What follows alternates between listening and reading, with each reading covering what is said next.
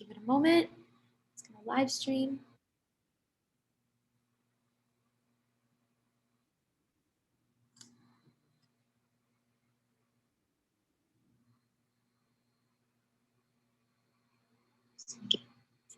Okay.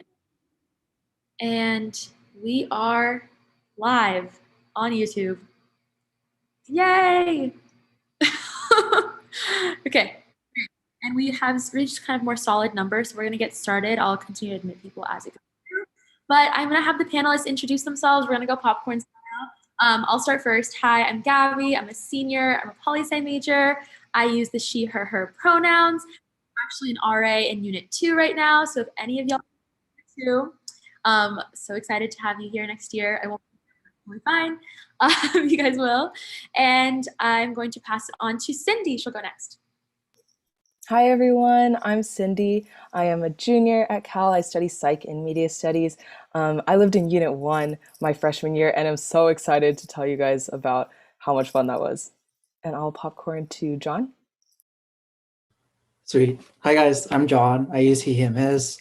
I'm a fourth year senior, yay, last year, COVID, woo. But yeah, I've been an RA for 3 years in Unit 2, and then I also lived in Unit 1 my freshman year. And then I'll popcorn into Jordan. All right, hi everyone. My name is Jordan. My pronouns are he, him, his. I'm also a senior, so I'm graduating like next month, which is wild. I'm double majoring in data science and biology. I'm currently an RA in Clark Kerr, and then last year I was very heavily involved in our residential government RHA, which is a residence hall assembly, and I'll definitely be talking about that because it was really fun. I did it for like my first 3 years, and now I'm an RA, so it was great. Anyway. I love that he says like relatively involved. Man says the president of RHA. He was president of like thousands of students living in the dorm. So we've got great people on this panel, and I'm so excited to answer all of your questions. So I also mentioned that I lived in Stern my freshman year, and then I lived in Unit 1 and then Unit 2. So I've kind of been all over the block. If you have questions about Stern, I got you. Okay, so we're gonna start with what was your experience like living in dorms? And whoever wants to go first and take that question. Oh, I can go first. So I was in Unit 1, so the mini suites, if you guys know what those are. It's kind of like 2 rooms that share a bathroom rather than you sharing bathroom with like the rest of the hall. It was pretty cool, less social because you guys have your own bubble. But I totally recommend it because it's kind of nice to have your own bathroom that you don't have to constantly go in and out of your room to leave to go. And you can also leave like your shower stuff is also nice. But I think the thing is with the mini suites, you kind of do make all your friends during GBO because that's kind of like the only time you really get to actively meet everyone, unless you're like passing by or seeing each other in like the lounges, study lounges, or yeah, any of the study lounges. And so it's a good experience. It just really depends on how you make of it. But yeah, overall positive experience. I was best friends with my RA. GBO is your guys' orientation. And then pets, you guys are allowed to have a goldfish, right? Or a fish. I don't remember the gallons. It's like 50 gallon something. I don't know. You guys might know better about goldfish, but I'm pretty sure you could only have a fish. And then I'll allow somebody else to answer the question. I can go next. So I lived in the dorms actually all 4 years of my college career. So I started in Clark Kerr campus, and then I moved to the apartments, which I lived in New Sequoia my sophomore year, and then Maximino Martinez Commons, which are both on-campus apartments. And then this year I live back in Clark Kerr. And I clearly very much love Clark Kerr campus. I just like it's not very far. It's like a 15-minute walk from campus, and it's like in this beautiful area with all the trees, and it's got this nice classic mission style architecture that reminds me of like my hometown because I'm from Southern California. And it's just been like a really awesome and great experience. I've met all my like best friends for life in the dorms. I think that like living in the dorms is such a unique experience because it's not, you'll never again have in your life the opportunity to walk like down the hall and see your friends. Like that's just a very uniquely college experience and a very uniquely, for a lot of you, going to be your freshman year experience. So it's very important that everyone, I think, gets one chance to live in some sort of communal style living, and I think the dorms are an outstanding place to have that sense of community that you can get like truly nowhere else. Yeah, I totally just want to echo Jordan's point that living in the dorms is such an experience. To Preeti's question, I had so many plants, and those I guess I considered my pets. They were like lined on my windowsill, and yeah, so definitely plants are allowed. And to Evelyn, I think um, someone confirm for me, but I do believe that GBO is going to be in August, the week before school starts for you guys. For me, for my own experience, I lived in Unit 1, like I mentioned before, and I lived in the hall style. So my entire floor were doubles and triples, and we all shared a communal gender neutral bathroom. And that was the best experience for me because I would say that this is like the most social kind of setup because, you know, we're always going to and from like class, passing by each other's um, rooms. We're also going into the bathroom and bumping into each other there. And we also had a shared study lounge right across the bathroom where we can go. So I met a lot of people through playing board games there, through just hanging out, through study sessions there as well. And sometimes our RA resident assistant would also just sit and chill with us, bring us cookies. So that was really fun too. Today, my closest friends are actually comprised of a group formed out of three triples that lived in Unit 1. And so, yeah, definitely recommend the hall style if you're into like the more social life freshman year. Awesome. So we're getting a lot of great questions. And I kind of like the style of like me asking a question, then you guys kind of like, if you see something that pops up that you really want to answer in the chat, feel free to do so.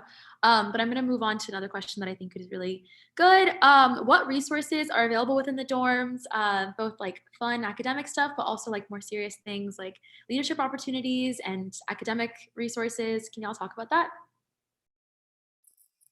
I can go first, and I will talk about two less academic, more fun resources that were available at Unit 1 specifically. Unit 1 has an Amazon locker, which was a lifesaver when it came to buying textbooks the day before class started or needing to, you know, replace something like an essential need really quickly.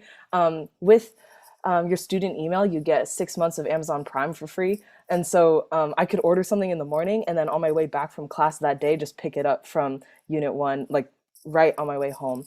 And so that was super convenient. I love that. And then the other thing that I utilized really a lot was the music rooms. And in each of the units, or Unit 1 and 2 at least, there are music rooms with pianos in like the ground floor next to like the study rooms.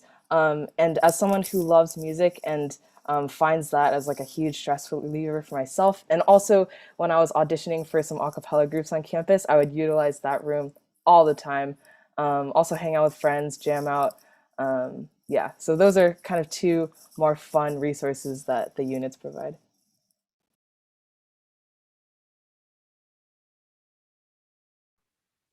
Yeah, I can go next on some more resources.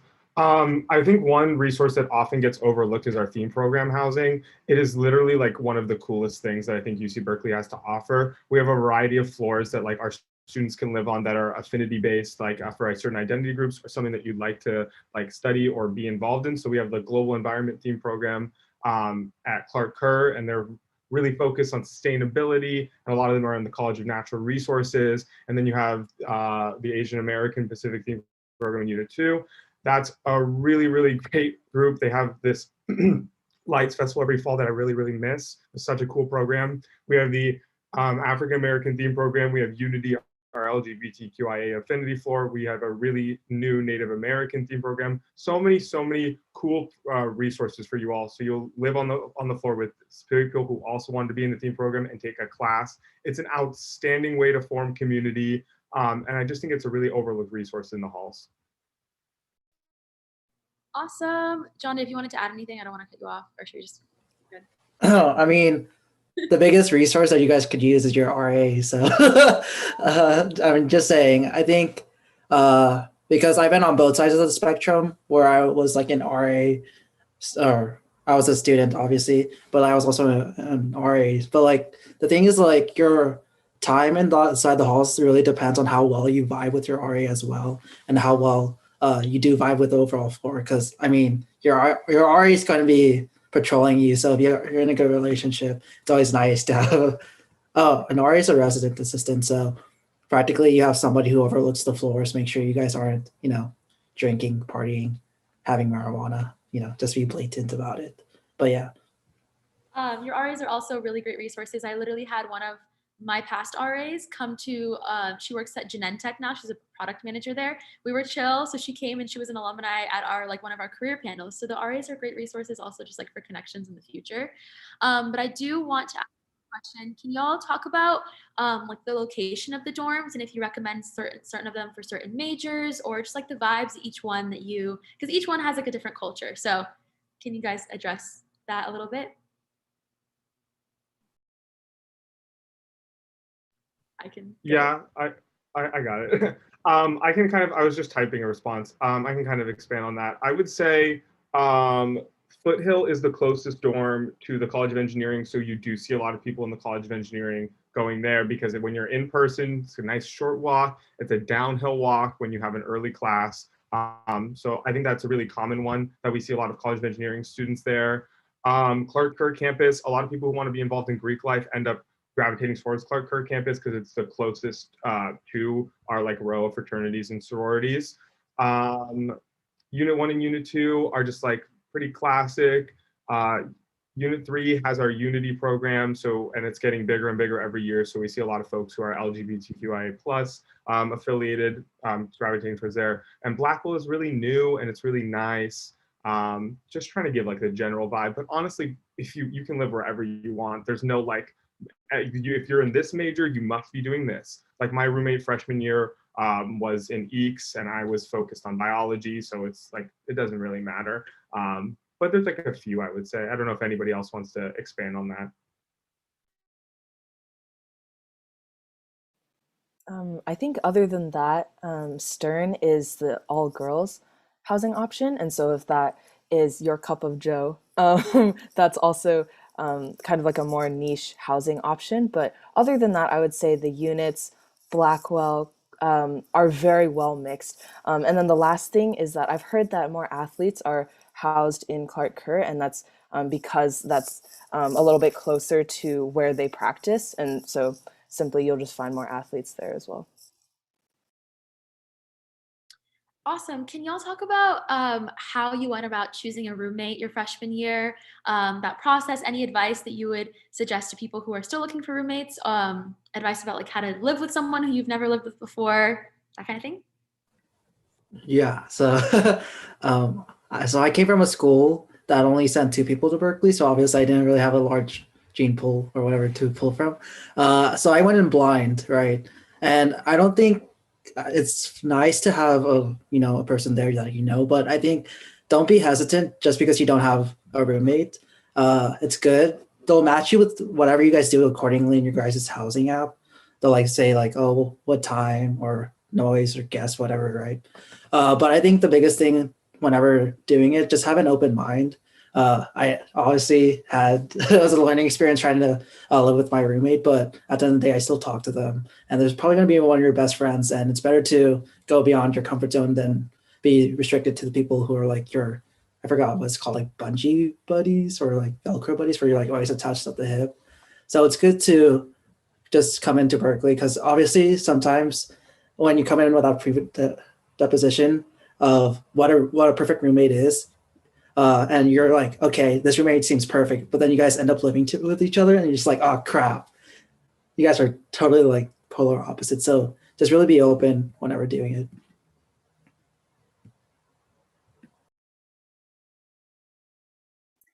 I found my roommates, I lived in a triple. One of them through the Facebook page, the class of 22 page, I just posted, a little blurb about myself and then had someone reach out to me. And so found one roommate through that, and then one roommate was random. And I remember both me and the friend that I found on Facebook, we were kind of nervous about going in random. We were like, what if like she's totally different? Like her and I bonded because we like to sleep late, and we're like, oh, like what if she doesn't like that? I'm a little bit messy. Like what if she? No. When you fill out that housing application, you kind of put in your different preferences and your living habits, and then that's how they match you up with people if you're going in random. And so the third person that we ended up rooming with, we got along super well. She was older than us by a year, and that is not super common, but that's just how it worked for us. And she became like an older sister. It was awesome. And so even if you're going in random, I would say don't worry at all. Cal does a good job matching you guys up.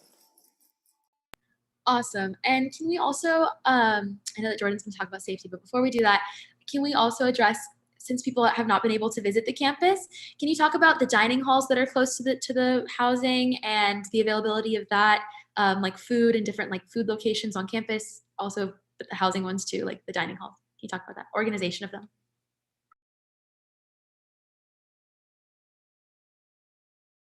You all know the answers to this.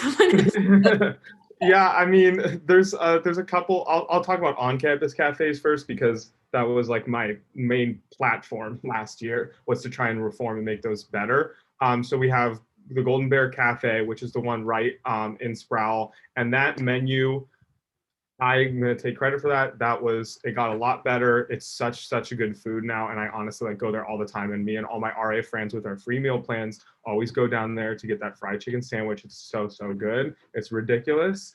And then there's Brown's Cafe, which has like the best paninis ever, and that's by the College of Natural Resources. And those are really the two main places that people spend their meal points. There's also the Terrace Cafe, which is in the College of Engineering, and that's more of like a to-go shop. So those are the on-campus ones, and I'll let somebody else take what the dining halls are like.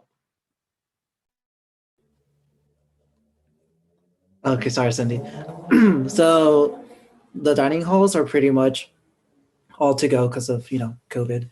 And so the way that it practically works is that you have to get tested for COVID, and you have to show them like a screen saying, oh, I'm cleared, I don't have COVID, or I'm up to date with my COVID test. And so they let you in, you scan your ID, and you practically walk through the dining hall and go to each station, and they give you like these to-go boxes, and you just tell them what you want to put into it. And you're allowed, I think, maximum of 2 to-go boxes, I believe, right? So that's what usually happens. And you just make your way through the stations and then exit, grab your drinks, and then you're free to go to your room after that, or eat outside. I recommend eating outside. It's kind of nice, but that's usually how it is. It's just very streamlined to-go boxes. Cindy, if you had something. Yeah. I was going to say that for Unit 1 and 2, we share a dining hall called Crossroads, and that is sitting just in the block in between Unit 1 and 2. And so if you imagine them here, the dining hall is just right in the middle across the street from both of them. So super quick and easy. That was my go-to for food. If you're living in Blackwell or Unit 3, there's a Cafe 3 inside Unit 3, and Blackwell is just across the street. So that would be your go-to there. Foothill has their own dining hall. Clark Kerr has their own dining hall. We say that Clark Kerr brunches are the best. So I recommend going there. Even if you don't live in Clark Kerr, I definitely did that a couple of times. And to Pooja and Olivia, there are so many different options for whatever dietary preferences you do have. I had friends who were gluten-free, who were vegan. And when the dining halls are in person or during COVID, you just make sure to, ask for the food that, you want. They're really accommodating in terms of what you want on your plate. And then when we're in person, it's all like buffet style, so you can go up and grab whatever suits your needs best. Awesome. And can we talk about, I guess Jordan can also talk about this, and like the distance of the different houses, because these people like haven't been able to visit campus, so we need to like explain Right. what these places are and how that works if you're like walking late at night, and the distances from the different housing options to campus. Yeah, I'll definitely start because Clark Kerr is the farthest, but definitely I'll like pass it off to John and Cindy to chime in too. So in general, Clark Kerr is the farthest. Like that's just the truth. It's 15-minute walk to like the edge of campus. And the entire walk, like the shortest pathway is right through frat row. So it's not like the most unsafe because there's always like people and like college students kind of around you. But honestly, like there is so many resources that you can use to make sure that you're being safe, especially at night. I am kind of a night owl, so I like to study in our 24-hour libraries really late into the night, and then it's 3 a.m. and I'm like, oh gosh, I need to get home and I want to be safe. So I always take the night safety shuttle. It runs literally right through campus and runs all the way right to the horseshoe, which is like the entrance to our dorm, and it runs all the way into the night. And then at 3 a.m., it actually switches to like an Uber service. So you can call it to your location, and then you'll get on the bus. You'll be with the bus driver and just you on the bus probably, and they'll drive you right back to wherever you need to go. So it's a really, really good feature that we have. We also have Bear Walk. So if you're just not too far and you don't feel like taking a bus or the bus doesn't drop you off exactly where you need to be, we have community service officers, which are fellow trained students who are trained by UCPD who will walk you back to your dorm. You meet so many good friends that way. I like Bear Walk just because you can meet people, like because sometimes it's hard to meet people on campus. So it's a great way to meet people.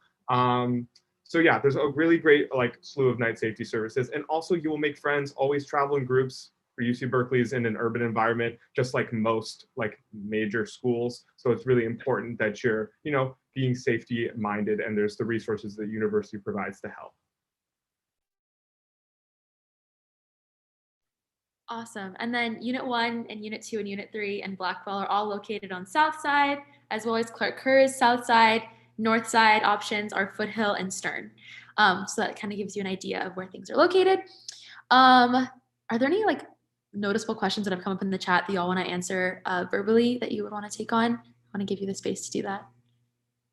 I guess meal options for vegetarians and vegans, and can you talk about like food, like gluten-free, that kind of thing that you've noticed? Did we kind of address that? Did we talk about that? I think we have, but just to reiterate, Unit 3 is kind of like the space where you kind of want to be for like kosher vegetarians. They have a more of a selection for that kind of food group, but I think the biggest thing is that each dining hall is going to be very accommodating to whatever your health needs are. Like my friend is allergic to eggs, peanuts, and something. Something really crazy, or like a lot of things, and he has to show like or talk to the chef every time he goes to this dining hall. So if you guys have a very special diet, then they'll be accommodating towards it and they'll understand. So just don't be worried about if, oh, can I eat this food or not? But that's usually, but everything else is kind of like, besides Unit 3's Cafe 3 is like more general food. Awesome. Can we talk about the housing situation, what it would be like after freshman year and what you recommend to people when they want to look for housing? And yeah, how that works. Yeah, I can definitely start on that. Off-campus housing, like after your freshman year, there's a lot of different ways to go about it. A lot of the RAs and like people in like residential like government will put on panels to connect you to resources and like help you with that. So always go to your RAs for a resource if you need, because we got the info. I would say the best way and the way that all my friends have found their housing is going on all the Facebook groups that we have. We have Berkeley Free and for Sale, Berkeley Off-Campus Housing. Like it's just a great way to like get all the housing options in one. You normally go like on a room tour, you get a lease, you find roommates, like the whole thing. There's a lot. I could not go through all the different off-campus housing options that there are that are outside of our system. For like on-campus housing after your freshman year, the university is taking a lot of major steps to help expand those options. And then like by the time you all are like sophomores, there will be like a new apartment complex opening up like every year. So if you're interested in that, I would say the best recommendation in order to secure that housing for yourself is to like find an apartment. I had like priority because I was involved in residential government, but like all of my friends who wanted like housing within like the apartments, I just recommended that they get like 2 or 3 roommates so that it's much easier for housing to place them all in just one room and it just be like done and over with. So yeah, I guess those are my recommendations for that. Awesome. And I do want to mention we have Cindy and John and everyone just responding to questions in the chat as well. So please feel free to take a look at them and look at that. I do want to mention one more thing about that. a lot of people think, oh, I'm not going to get housing for sophomore year. I shouldn't even apply. You should absolutely apply, because what happened my sophomore year is I applied and I got it, and there was actually excess housing. And one of my friends that was supposed to be in a triple in a single, and so that was like supposed to be like for sophomores. And so people like weren't applying, and so now all of my freshman residents, all of them to apply. Most of them got housing offers for their sophomore year. So it's very possible. They're trying to make Blackwell, I think, like sophomore housing. Jordan, correct me if I'm wrong about that. But so Blackwell could be your home your second year, which is pretty exciting because Blackwell is really nice and brand new. So we stand that. Let's see. There's so many questions, and I don't People even are know. asking about how to become an RA. Oh, we can talk about that. That's a very That's a complicated. good one. So you apply typically, it's like in November that the application will get released around that time. So you apply in the fall, you submit your application sometime in before finals week, before dead week, and then they'll let you know in January if you've been selected for an interview. And usually you interview in January or February, and then it's a pretty competitive process. I don't know the numbers, but I know that it's like a really competitive process to become an RA because it's free food and free housing. So like Jordan was saying, we can go get food anytime we want. We don't have to pay for it, which is really nice. To be an RA, obviously, you have certain traits. You need to be able to talk to large groups of people. You need to be comfortable meeting new people. You don't have to be the most extroverted person to be an RA. You definitely don't have to be. You can be kind of more introverted. I have some friends like that. It's just you need to be able to like lead a group, be able to put on exciting, fun events, and obviously just know the resources on campus and share them with your residents. Yeah, and then you have to take a class to become an RA. So you're in the spring once you get admitted, like after you do the interview, if you're accepted in that spring semester, you take a 10-week long course. You meet once a week for 2 hours. You have like little assignments here and there. It's mostly really chill, and honestly, you just like make friends with other future RAs, and it's a good time. Res Life is a great community of people, so if you want to like gain a leadership position that way, it's really great, and it's a great thing to put on your resume, in my opinion. So yeah, that is about being an RA. What other questions are y'all seeing here that you can share? I could answer the study abroad one. Also, I think people are asking about the COVID, about having triples or doubles, but I think that one's not totally set yet in terms of the decision since COVID is kind of, yeah, this is like the things that they tell us too, because COVID kind of like is a mess. But in terms of the study abroad, usually you take a semester off, you tell your boss, and you resign for that semester. But then after that, if you want to get back on, you're put on to the wait list.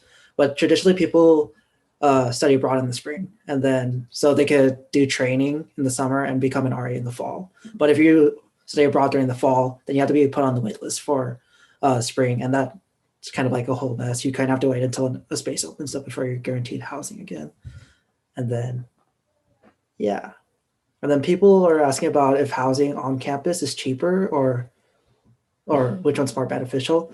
I think the thing is that you could always it's cheaper if you find the right amount of people to live with, or if you find a good apartment that's comparable. Because on average, if you're going to get a single, it's like 1,000 to like 1,500 depending. And then if you're rooming with a lot of people, it could go from like 600 to 1,000. So it just really depends. But I think the biggest thing with the uh, yeah, I would just make sure whenever you're considering it. Uh, I kind of preferred living in the dorms because I kind of always like going to the dining halls, even though like the food was kind of questionable at times. But the thing is, don't ever underestimate the amount of time it takes to make food. I think that's what a lot of people don't consider whenever they're living in an off campus, that you're obviously going to spend time going get groceries and preparing food, which takes a large amount of your time. But I think that's kind of like my tidbit on that.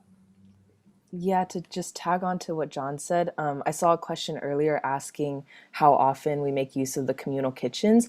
And those are very readily available, but I would say that I myself did not use them. And my friends typically did not, unless we were like baking cookies or something really small. And that's simply because if you're living in the dorms, you'd have to like buy your own pans and like ingredients and all kinds, yeah, like all of the different tools needed in the kitchen. And so it's actually super convenient to go and get food from the dining halls instead. Of course, if you enjoy cooking, like that option is totally available to you, but the dining halls make it really convenient to get food. Saves you a lot of time. Yeah, the one thing that I want to add in really quickly, because everybody's asking which meal plan is like best or whatever. And it's such a hard question to answer because it really depends on how much food you go and like to eat. It depends on how much you want to go to like off-campus restaurants. Like for example, my freshman year, like I was like walking on campus like a lot and I wanted to go to the restaurants. My favorite restaurant is Berkeley Thai House. I had an on-campus job and I could go and get my like lunch at Berkeley Thai House every day if I wanted to. But it really depends on what your personal financial situation is, like what you like to eat, like how much you like the dining hall food. So it really, really depends. I would say if you want to just like go for like something you don't really know and you just don't really have an idea yet, just go for the middle option. I feel like the middle option is pretty like a standard, like it'll be enough to eat. You'll get your 3 meals a day. It'll be fine. But if you have like a specific concern, you want to like private message, like go for it. But like, yeah, that's my 2 cents on that. Yeah, I recommend not getting the ultimate meal plan because I've had it all 4 years of my college career. You kind of realize that you don't really need that many swipes, and uh, it's just too excessive. So I would recommend, yeah, like what Jordan said, go with a meal plan, or either if you eat out a lot, go with the lower plan than that.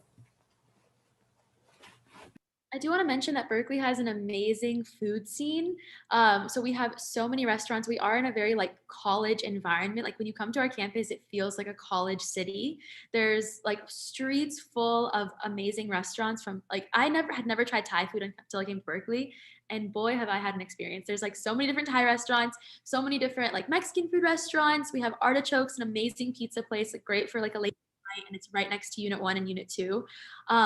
Like Durant, there's something called it's called the Durant Food Court or Asian Ghetto as it's like more colloquially known.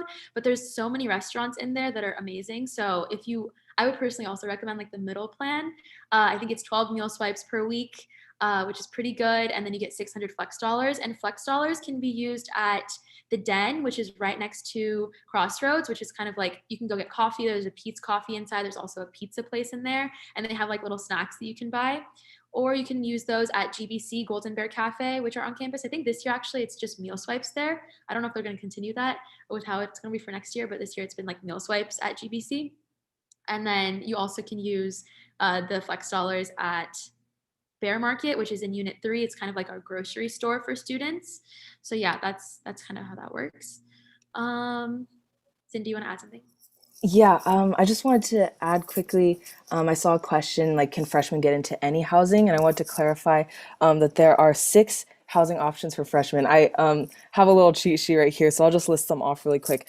Units 1, 2, and 3 are available to freshmen, as well as Clark Kerr, Foothill, Stern, and Blackwell. So those are what you guys should be, yeah, listing as your preferences on the housing app.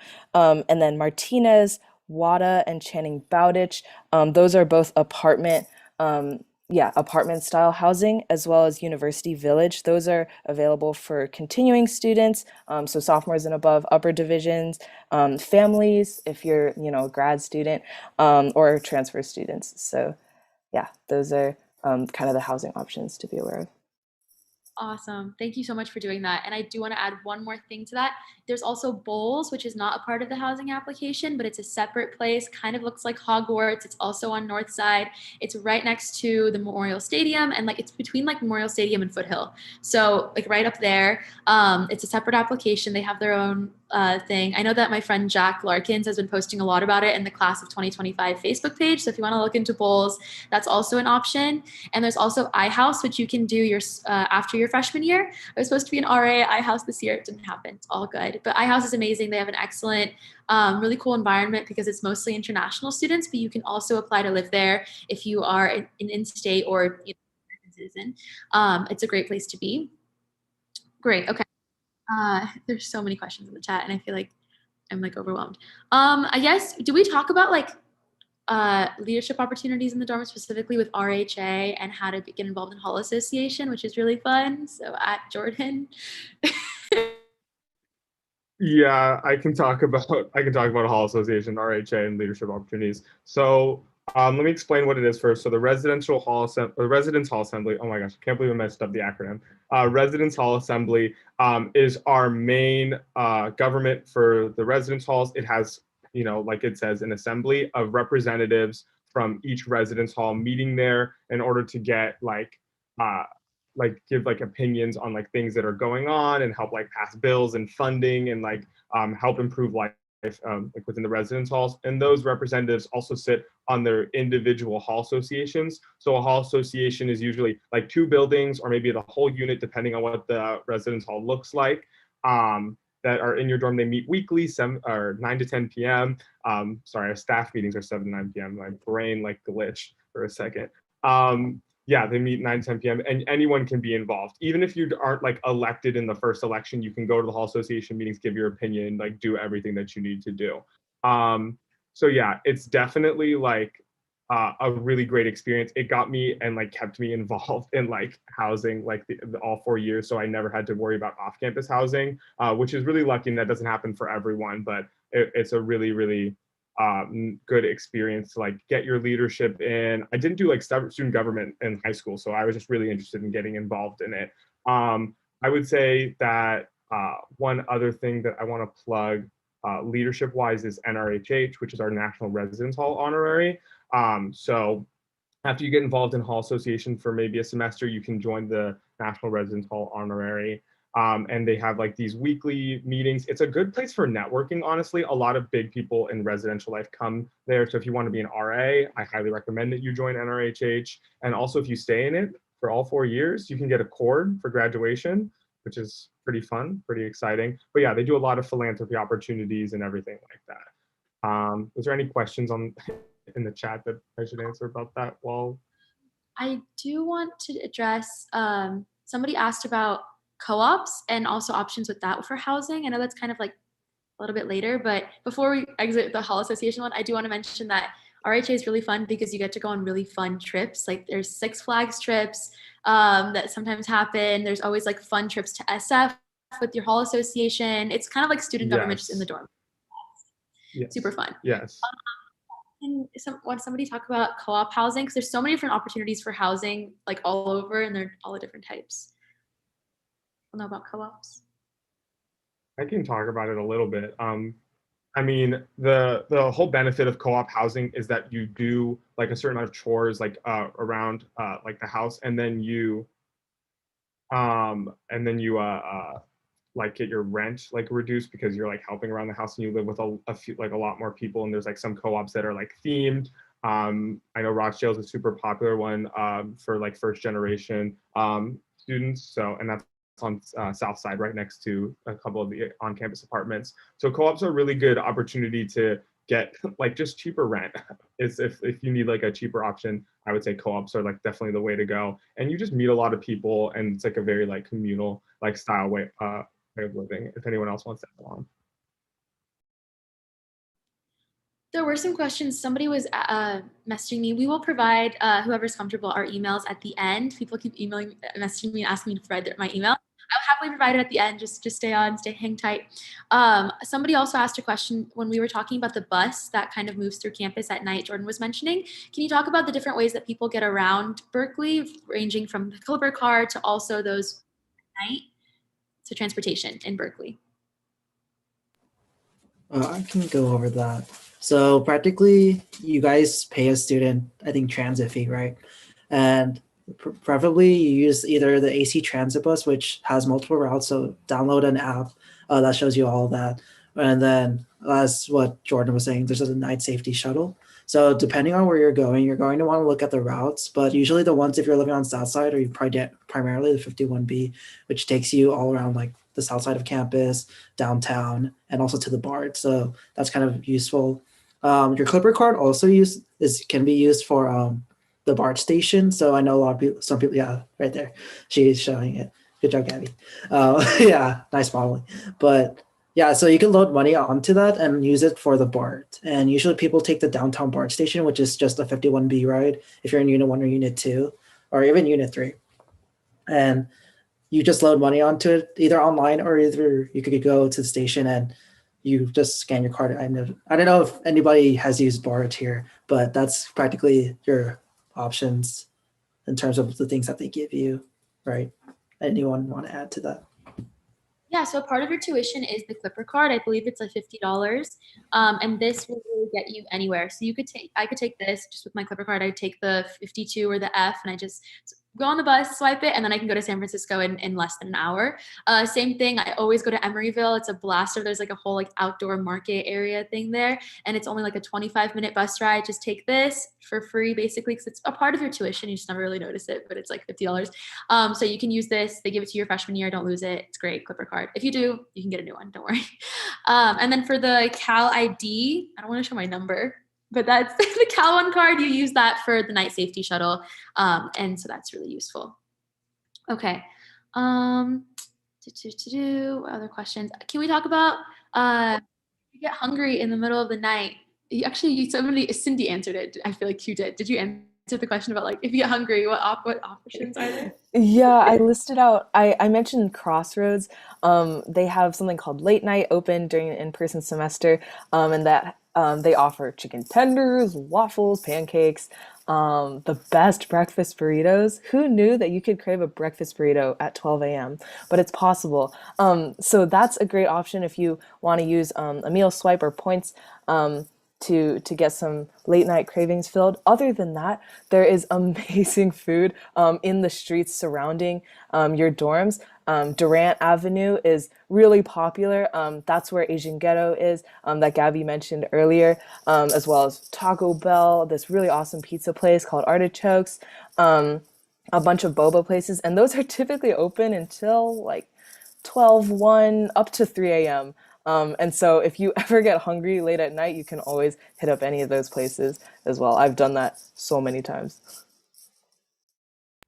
I hope they bring back late night. Honestly, like I'm praying for late night to come back. I miss my late night chocolate chip pancakes. The dining halls opening late at like up until like 2 a.m. I think it was honestly the best thing ever, and I really hope that they have that for y'all next year, COVID notwithstanding.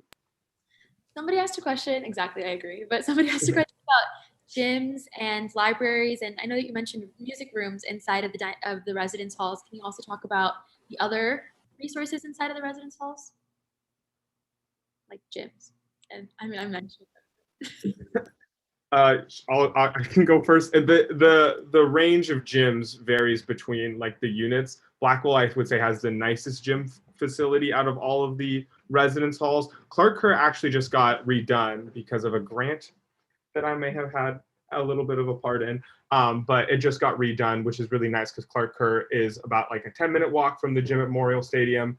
Blackwell has like the nicest gym, and it's like a literal 1-minute walk to our RSF, which is our nicest gym. So doesn't, I guess, really matter about distance. But yeah, the units also have gyms, but it's more of like just like a treadmill elliptical situation, but they're really not that far of a walk from like the RSF. So that's like the main place that I would go to. I also really recommend doing like the classes that they have there. I really miss that sunrise yoga class. That was so much fun, like to go to with like your friends, like at like 6:50 a.m. And then so like the two main gyms, RSF, Memorial Stadium, Memorial is closest to like Clark Kerr campus in Foothill, and then RSF is closer to the units in Blackwell. And then there is like in room dorm like the gyms that are in like the buildings, but they aren't as robust as the other two. But yeah, anybody else want to chime in? Yeah, I just want to give a plug to the fact that as a Berkeley student at the RSF, there's classes every single day at like all hours of the day from like 6 in the morning until like probably like 8 at night. Zumba classes, weight training classes, self-defense classes, like yoga classes. So if you're not even like a full-on, you know, I'm not like a professional athlete. So they're just great classes to go to. You can go with your friends, and it's a great way to like kind of de-stress from classes during the day. Because you go to your academic courses and you're like, oh, I like want to go for a walk, or I want to go for a run, or like I just want to feel, you know, endorphins. You can go to the RSF, and there's always great classes there. So I really hope they're going to start opening that April 19th, which is literally on Monday, which I'm so excited about. So yes, let's see. We've been getting some more questions. Anything that y'all are seeing stand out to you? I think people were asking about a bicycle. It is possible to get a bicycle, but I would just be wary. Berkeley drivers sometimes, yeah, it's easy to get around with a bike, but I usually use a scooter. So I'm like with the scooter game. Uh, Usually easier to like maneuver and operate since you don't have to like chain it outside. But yeah, I think it just really depends. But the bike you have to register through UCPD and lock it outside, and so that's kind of more of a hassle. So I usually use a scooter. It's kind of more fun, you know. But and everyone looks at you, so that's cute. Uh, There's also uh, those, sorry, there's also those like skateboards that are like mechanized. oh yeah, People use those if you like don't like walking up the hills because we do have a hilly campus. You can also use those to get around campus, but most of the time walking is perfectly fine. And we do have like Berkeley time in between courses. So if you're like one of my classes is on north side and the other one is on south side, will I make it? Yes, because you have a 10-minute. So yeah, you'll be fine, and you won't need to like have a bike to get there. Like you should mostly be okay with the distance. yeah. Then sorry, people were asking about a car. Sorry, Cindy, my bad. So I have a car this year since it's my last year, but I have a car my first 3 years of college. I don't think a car is really necessary unless you're willing to use it as much as you want. But it's very selective in terms of your permitting of what if you're trying to look for on-campus housing, but or on-campus parking, it's kind of a lottery system. It's super expensive too as well. So if you are planning to bring up a car, you don't really need it your freshman year. But if you do want to bring it, I would recommend looking at different rental places where you could park it. Sorry. Yeah, I was gonna say that my roommate currently has a car, and we live in an off-campus apartment that we got ourselves. Yeah, external from the UC Berkeley offerings, but we have a parking garage, and so it's common, or more common after your freshman year to have a couple friends who have cars, and so my roommate and I we share that car and we do Costco runs together. But other than that, I mean, I think everything you need or anything you want to do in terms of socializing, it's all from like within walking distance in Berkeley, I would say, at least for freshman year.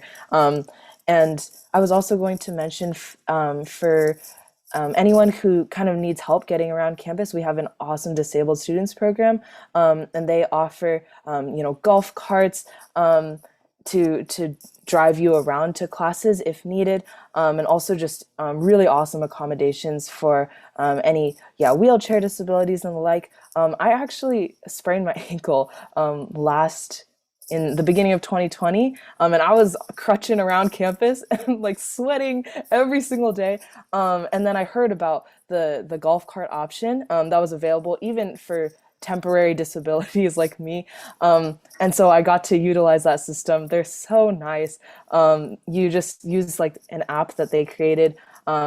Ping one of the golf cart drivers, let them know where you are and where you're headed, and then they'll just take you to and from real easily. So that option is available too, if you have any transportation needs. Awesome. We're getting a lot of great questions in the chat. I kind of like this one. Do people have the chance to get into nature for a hike or something? Can we talk about that scene at Berkeley? Absolutely. I would say one big up of Clark Kerr campus is it's right next to the entrance to the fire trails, which is like the best hiking I would say anywhere. I love going on like the fire trails. You can see just a beautiful view of the bay. It's just such a nice hike. And also just like Berkeley is in East Bay, which is just so near so many like beautiful natural like vistas and places. My freshman year, like the first place I wanted to go was Muir Woods, and we took a gig car. So shout out to the gig cars to Muir Woods and like spent the day there. There's so many opportunities for like hiking and all that fun stuff. If you're super into like hiking and outdoor stuff, like more than the average bear, I would definitely say that Chaos is for you, which is our like outdoor society, and they have like so many fun stuff. I don't know if they're at the panel later because we have a lot of people at the, okay, they're not. But look up Chaos Berkeley. They have a lot of really cool like outdoorsy fun stuff that they do. We literally have so many clubs for outdoorsy stuff. You can even, there's a surfing club, there's like a boating club, but also, just like Jordan was mentioning, I live in Unit 2. It's a 10-minute like walk to the fire trails, and it's the most. I'm from Los Angeles, and I was like, oh yeah, I've seen the beach, I've seen like mountains, I've like traveled the world. That is the most incredible view you will ever get.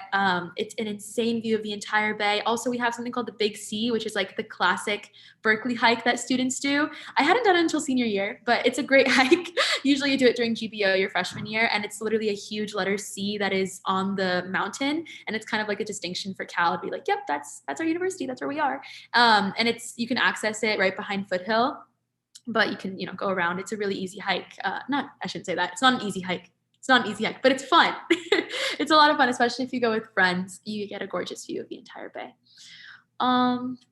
Anything else y'all want to add before I move on to another question? We're getting a lot of great questions in the chat. Let's see. We will have some questions that are being asked about clubs. So like the Mental Health Commission, for example, that I mentioned. We'll have a student expo, and that's going to be at 2:00. And so a bunch of clubs are coming to talk to y'all. We have people from the ASUC, which is our student government. We have people from the Engineering Student Council, people from like the acapella groups. So you're going to get the chance to talk to a lot of students. And that's. Let me see if any of the parents have questions. We have a lot of great questions from your parents, y'all, coming in on YouTube. Oh, there's like a chat on YouTube. That's Yeah. We already kind of answered a lot of them. I guess maybe what are some must bring things that you should bring to the dorms, and maybe some things that you don't think are necessary that you can kind of give advice to for the students. Like must have, you couldn't deal without. I would say like my number one like thing would have honestly headphones and my shower caddy. Like those are like the two main things. I honestly, this is like a topic for debate, but I'm a huge fan of the caddy rather than the shower bag. But that's just me. I don't know if other people have thoughts on must-haves for the dorms. Shower shoes. Must have. Sorry. I would just say bring snacks. You never know where you're gonna get hungry. Yeah, I think just like I would just say a lamp as well. It's pretty standard stuff. I kind of use never mind. I highly recommend fairy lights for anyone interested in making their space a little bit more homey. I also printed some like pictures at the nearby Walgreens. They do same day prints. Yeah, printed out some photos from home and then like stuck them along my fairy lights, and that made the place feel more at home. I also have friends who bought like tapestries and they like hung them up on the walls as well, and that was just a really nice way to personalize the walls that are basically just big bulletin boards and ready for you to fill them up. Yeah, exactly, like cabbies. I have it here, but then I was like, wait, no, there's a background. But yes, those are all great advice. Also, like a kettle to warm water. I love having tea every night before I go to sleep. It's like a tradition that I had in my family growing up. Turkish family traditions, you always have tea. I also want to mention that some parents are asking about which dorm is closest to my college. So especially for freshman year, your classes are kind of going to be all over. If you're CS, if you're engineering, if you're poli-sci, even though I was in Stern, which is like mostly where engineering students are, I still had classes. I had a class in Corey, which is the EECS building, which is right next to Stern. And I had a lot of classes in Dwinell. So you're kind of like, you're going to be all over. So I wouldn't worry too much about like being too far from your college. It's kind of your classes are all over your freshman year. But like after that, it's definitely nicer to be closer to, if you're like a junior and you're doing research constantly in Corey or in like Stanley, then it'd be nicer to like be on North Side because that's where those buildings are. So yeah, that's advice there. We are going to talk about, oh, sorry. No, I just wanted to add on to that. There was a couple of people asking if there was like distinct personalities for each of like the dorms. And I honestly think kind of a little bit, I would say like people like really bond in unit 3. Like from my experience, if you're in unit 3, like you are like spiritually bonded to the place and the people that exist there. And then I would say that like, I would say that Clark Kerr just tends to be just like more like full of people from like Southern California, more people interested in Greek life. If you're kind of getting my vibe, that's just kind of the people that end up there. I would say the rest of them, I don't know. Okay, Gabby. I would say those are the main two. Is there any other ones that I'm missing? I don't really think there's any other vibe. I mean, everyone just says Foothill's like designated towards engineering and like STEM. So sometimes if you want to find STEM friends, it might be a good place. But I know a lot of people are like asking me about engineering, where to stay. Since you guys are doing a lot of GEs, like what Gabby said, I wouldn't. It doesn't really matter where you go because since you're going to be in like those large lecture halls all over campus. And then lastly, I would just mention bowls. I think there was a question earlier to expound on what bowls is. Yeah, again, it's not part of the regular housing application, but if you do want to be a part of a more tight-knit community, you go through just a little application separately that I think you write like an essay about why you want to join Bowls and what you would add to the community. And within that space, they're like very active. They put on like a haunted house Halloween every year. They do a lot of activities together. And I would also say that they have a lot of pride in living in Bowls because, you know, there's like an application, you go in and you do like everything together, or not everything, but I would say that that's a main source of community for a lot of people who live there. Um, yeah. Hogwarts vibes for sure. We are nearing the end of this, but we do have questions. I guess, and I know that we're going to kind of address this in like the academic Q&A.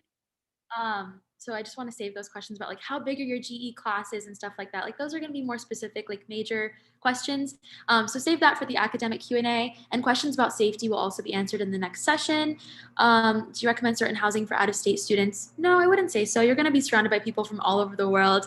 And I think like all of our panelists were mentioning, it's the most exciting opportunity to be able to walk down your hall and like 5 countries are represented and like 30 states are represented. Or maybe not 30 states, at least like 5 states are represented. So it's really exciting to do that. What other questions? Changemakers program, that's a new program that they're offering. This, do y'all know about that? I know some. Yeah, I've just heard that Mills College is a little bit away from the rest of UC Berkeley campus. But if you decide to go with that option, you get a very intimate community liberal arts feel to your freshman year. And so that would be, I think, your go-to if you are maybe coming from a smaller school or intimidated by the large feel of Berkeley. Yeah, similar to like the fall program for freshmen, it gives you like a smaller community to be a part of first. Awesome. And it is 12:30, so I want to respect our panelists' time, but thank you all so much for a really informative session. I hope that you all enjoyed this, and we are going to be breaking for a 30-minute lunch session for everybody to get some energy, and we will see you back at 1 p.m. For our academic health and safety resources panel. Thank you all so much. Thank you to the parents live streaming. And I'll see you later. Hi guys. Oh wait, one more thing. For people who are here, drop your emails in the chat. We'll also send the emails out in the Eventbrite. Really quick. Drop your emails. We'll also send them out later. If you feel comfortable, you don't have to, by the way. I spelled Berkeley wrong. No, I forgot an E. That happened. There are too many E's in Berkeley. My E key on my keyboard doesn't work or something. I swear. I know how to spell Berkeley.